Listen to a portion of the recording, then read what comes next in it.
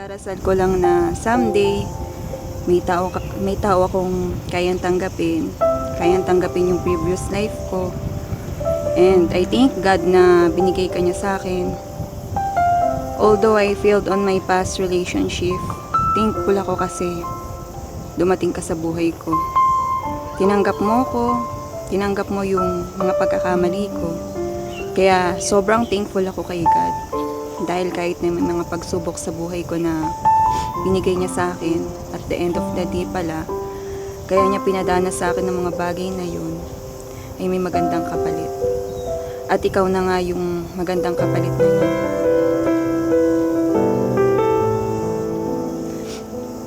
Na binigay niya sa akin.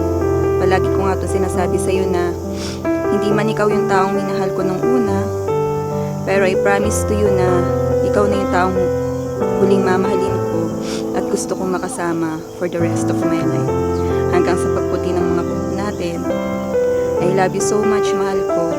Thank you sa lahat-lahat. Sa love, patience, pagiging chef cook, personal driver. Syempre, salamat din sa pag-intindi sa mga topa ko. Alam ko na madalas akong sumpungin pero still, ready ka pa din na suyuin ako. At ngayon nga na ilang days na lang, kasal na natin.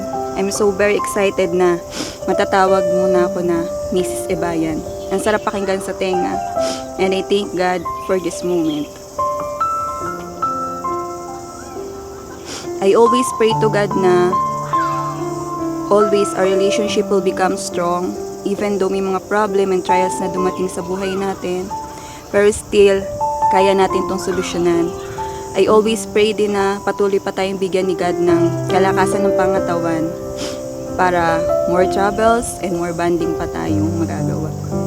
God is always the center of our relationship, kaya patuloy na magiging matatak ang relationship natin. Ako din naman, lubos akong nagpapasalamat sa ating Panginoong Diyos.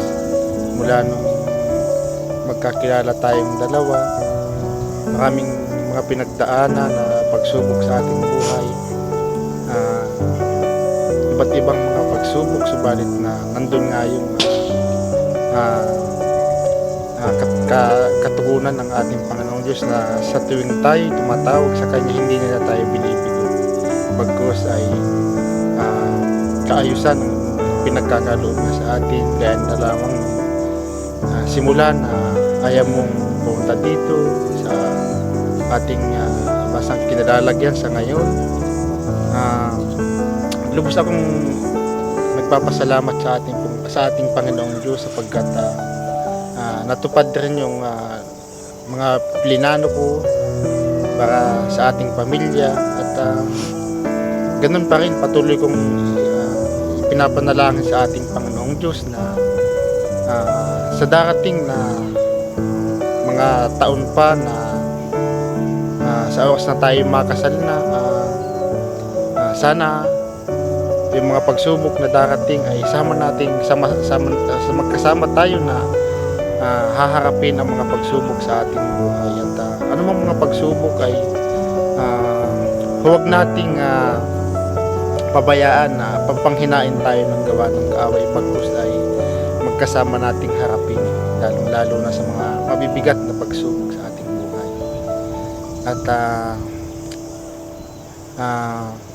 wala akong ibang ninais kundi bukludin tayo ng pagmamahal na gaya ng pagmamahal ng ipinagkaloob sa atin ng Panginoon.